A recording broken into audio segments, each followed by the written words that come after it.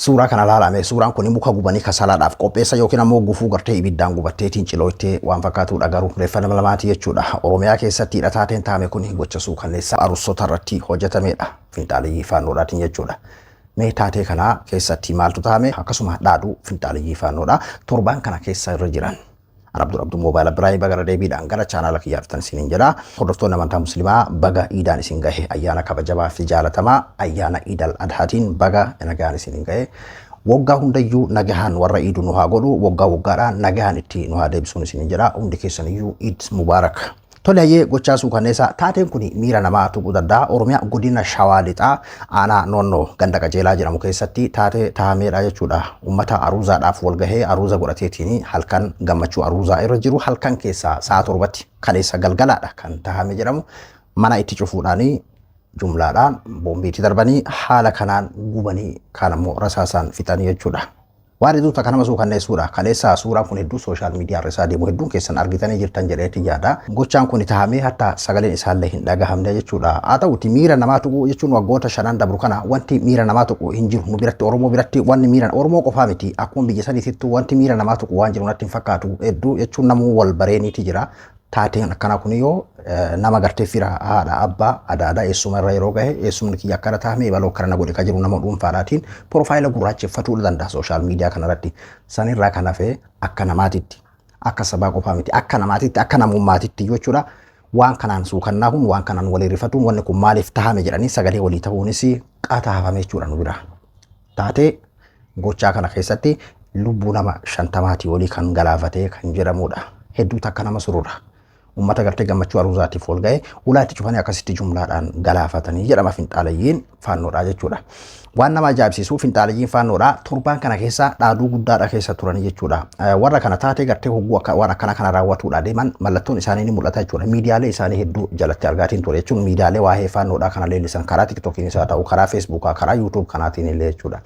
Wanni kun dhageettiillee hin arganne waan isin ajaa'ibsiisu. Nuti gartee waggoota 5 kana keessa miidhaan gurguddaan akkanaa kun dhaqqabee taateen akkanaa gartee kan diraamaa fakkaatu kan fiilima fakkaatu kuni uummanni kun garri itti awwaalamanillee dhabameeti. Haala kanaan cinca'anii dhumanii kasala fakkaatu kuni walitti guuramee shaaraadhaan maramee kun haala kanaan akkanatti gartee maatiin waan awwaalullee dhabee jechuudha. Lafeen isaaniillee gubattee jechuudha. Oromoon sooshaal miidiyaa kanarra jirutti gaafa durii takka wanti jiru xiqqoo takka illee taatu jechuudha. Shaamaa walii qabsiisaniitiin reebbi ka jiru tokko jechuudha. Waan akkasii sun ni jira ture jechuudha. Amman tana sunillee dhiifameeti jira. Sagalee takka hin arganne wanni kun waan hedduu takka nama gaddisiisu. Miidiyaa tokkocha yeroo gargaraatitti waa'ee gartee fakkeenyaa fi du'a Oromoodhaa gabaasuu fi namoota dhuunfaa tokko qofaadha jechuudha. Waan kana kan irraa dubbataatiin jiran OMN qofa jechuu kiyya. Miidiyaa kana yoo hagamtaa akka itti duulamu ni beektan Oromoo marraa jechuu kiyya. Torbaan kana keessa dhaaduu guddatu ture. Amman tanallee dhaadamutti jira jechuudha.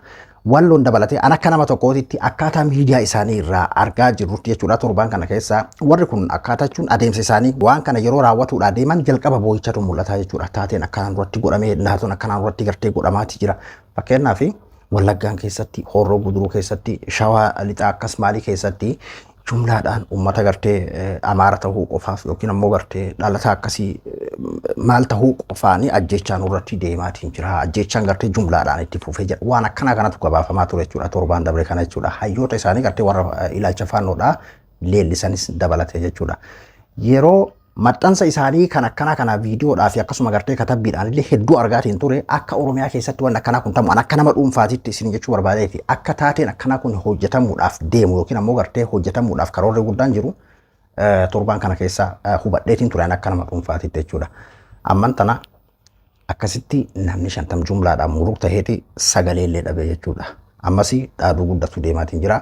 Nufixaati jiran Wallagga keessatti Shawaa keessatti Oromiyaa keessatti Amaara ta'uudhaaf du'aa jirra ka jedhu aktiivistoota isaaniitiin hedduu lallabamaati jira jechuun akkaatuma waggoota 5 dabran kana barreerraa jechuu kiyya warri ajjeefamne duune akkas nu godhan saba akkasii ta'uu qofaan akkas nu godhan nu miidhaa waan jiru yeroo jalqaba miidhaa geggeessuudhaa deeman yeroo tarkaanfii fudhachuudhaaf deeman uummata nagaaritti waan kana godhuudhaaf deemanii waan akkasii sanuuf dura gabaasanii jechuudha.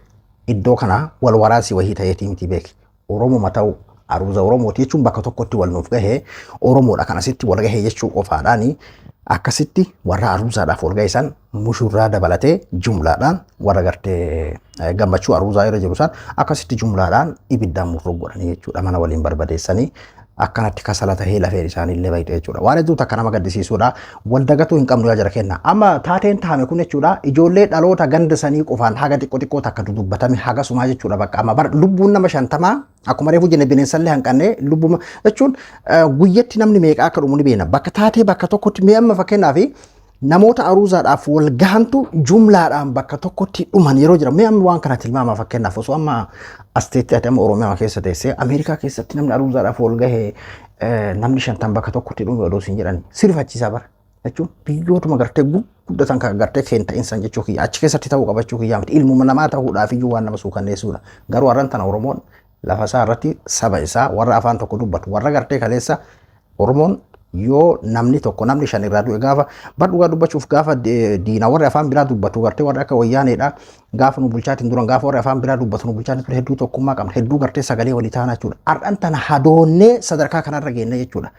Hedduu takka nama qaanfachiisa haalli nuti keessa jirru yaa jara kenna wal hifachuu hin qabnu uummata Oromoodhaa gartee kan maqaa shanee jiruun Arsii keessatti Baaleen keessatti Shawaa keessatti Wallaggaa keessatti Gujii keessatti dhumaatiin jiru wal haa quba qabaanu sagalee walii haa taanu karaa kan gartee kan finxaalajiin fixaatiin jirtu kun taateen akkaataa jarritti dhaadhataa jirturra yoo dhaabbannee kan laallu taatee torbaan kana keessa taateen akkanaa hedduutu irra deddeebi'eetiin taahamuudhaaf deema jedheetiin yaadaan. Hedduu mee maxxansa miidiyaalee gartee waa'ee faannoodhaa leellisanii fi aktiivistoota waa'ee faannoodhaa halkanii guyyaa lallaban wanni isaan dabarsaatiin jiran Oromoo Wallaggaa irratti Amaaraa Wallaggaa irratti kan isaan jedhan jechaa jira beeki Amaaraa Wallaggaa irratti lolli banameeti jira Amaara ta'uu isaatiif gartee ajjeefamaa jira kan jedhu bal'inaan hafarfamaatiin jira jechuudha. Yeroo gocha akkasii sansiifi mana ammoo as deebi'anii maal akka isaan lallaban amma immoo yeroo biraa 50 kee kan fixan kanallee jechuudha. Dabalateeti nu akkasitti nu fixe Oromoon jechuun waan nuti akkas taaneef ka jedhu warri faanoo leellisu akkasitti karaa saniin gabaasuu danda'a jechuudha. Nuti illee mee wal quba haa qabaannu yaa jara kenna hadoonnee jirra. Dirqama haga piroofaayila dhuunfaa kennaan gurraacheffannu wal eeguun sirrii natti hin fakkaatu. Dhumaatii namoota nagahaa kan siyaasaatii miti. Kan namoota nagahaa uummata qotee bulaa miskiina akkasitti gartee mana waliin gubatu kan gartee akkasitti taargaan adda addaatti maxxanfameetiin biraatti ajjeefamu kana yeroo tahamutti yoo xiqqaate sagalee waliif haa taanu ufumaaf jennee sagalee waliif haa taanu dirqama haga gartee manatti nutti dhufee namuu dhuunfaadhaan piroofaayila gurraacheffatu wal eeguun sirrii natti hin fakkaatu. Ani yeroo gartee gochoonni akkanaa kunniin tahameetiin Oromoo namoo calum jedhee gammachuudhaan ashaqee jiraatu kana jechuudha. Badaa warroonnummaan gartee durii nutti gammadu waan kana badaa quba qabanii keessa keenya akkaataa nuti taane kana laata quba qabanii jedheetiin jala cinqama dhugaa dubbachuuf. Hundaafiyyuu ganda kana guutumaaf akkasuma gartee maatii isaaniitii fi jajjabina hawwina dhugaa isaanii rabbiin haa baasu. Haga ammaa sagalee mata kan arganne namootuma dhuunfaatiin illee jechuudha. Taateen taame kun waan hedduu takka nama suukanneessu jechuudha. Haga sa'aatii ammaa kanaatitti OMN fi miidiyaa takka irraa namoota dhuunfaa tokko irraa kan hafe jechuudha. Ana Abdul Abduu Moobaala Biraay hanga qophii biraatti waliin deebinutti nagaan haa tura.